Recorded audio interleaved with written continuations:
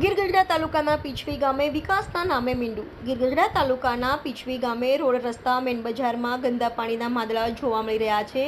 પીછવી ગામમાં ગોંદરા ચોકમાં રાત દિવસ વાહનોની અવરજવર થાય છે, તેમજ રોડ ઉપર એટલા મસમોટા ખાડા પડી ગયા હોવાથી રોડની બંને બાજુએ ઉકરડાના ઢગલા હોવાથી વાહન ચાલકોને વાહન ચલાવવામાં પારાવાર મુશ્કેલીઓ વેઠવી પડે છે.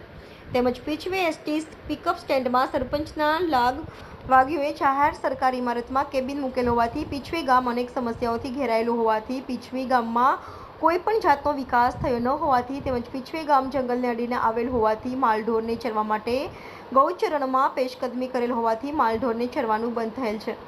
તેમજ ગામની અંદર જે પીચનો બોર મારેલો છે તે બોર્ડ પણ પડી ગયેલ હાલતમાં જોવા મળેલ છે. ગામ લોકોની માંગ છે કે પીછવી ગામ એક પણ એસટી બસ ગામમાં પ્રવેશ કરતી ન હોવાથી ગામના સ્થાનિક આગેવાનો અને અધિકારીઓની મિલીભગતને લઈ કોઈ પણ જાતનો વિકાસ ન થયેલ હોવાથી લોકોની માંગ છે કે રસ્તા રોડ ગામની અંદર બ્લોક પાથરવા લોકમુખે ચર્ચાઈ રહ્યું છે. સંવાદદાતા સાગર ડાબી સાથે cameraman મોહમ્મદભાઈ, Diu mirror news, Gir Gadhada. 4-5 મહિનાથી આમનામ જ છે. કોઈ ગામ લોકોએ આ દુકાને બસ સ્ટેન્ડમાં મૂકી એના બાબતથી કોઈ કાંઈ સરપંચને વાતચીત કરેલ નથી?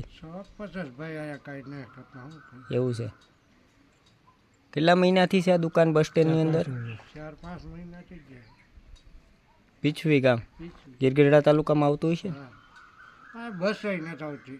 નહીં? બસ નથી આવતી. એ કોઈ બસ નહીં? એક કંઈ નહીં. આ કોડીનાથી આવે ને. નિશાળનું કામકાજ કેવું છે? નિશાળનું તો સારું છે.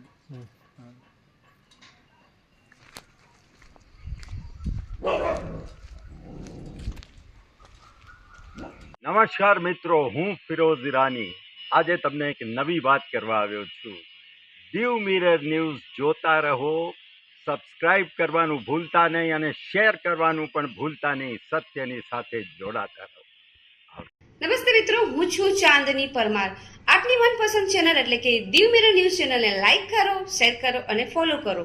અને હા, તેમાં દરરોજ તાજા સમાચાર જોવાનું ભૂલશો નહીં. દીવ મિરર ન્યૂઝ દરરોજ લાઈવ અપડેટ ગુજરાત રાજ્ય, દેશ, દુનિયાના તમામ બ્રેકિંગ સમાચારો નિહાળો દીવ મિરર ન્યૂઝ ચેનલ પર.